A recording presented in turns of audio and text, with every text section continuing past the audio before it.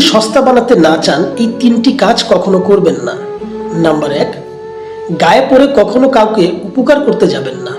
যখন আপনি কাউকে উপকার করতে যাবেন তখন সে অবশ্যই মনে করবে এর পিছনে আপনার কোনো স্বার্থ লুকিয়ে আছে।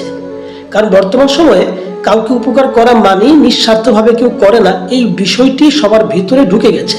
তাই কাউকে নিঃস্বার্থে যেচে নিজে থেকে উপকার করতে যাবেন না। নাম্বার 2, কারো ব্যক্তিগত জীবন নিয়ে হস্তক্ষেপ করবেন না। আপনার যত আপন লোকই হোক না কেন, সে যদি আপনার সাথে কোনো বিষয়ে শেয়ার না করে আপনি নিজ থেকে তাকে খুঁচিয়ে খুঁচিয়ে তার ব্যক্তিগত বিষয় নিয়ে জানতে চাইবেন না। কারণ আপনার এই ইচ্ছাটা সবাই ঠিকভাবে নিবে না, আপনাকে অবশ্যই সে নেগেটিভ সেন্সে বিচার করবে।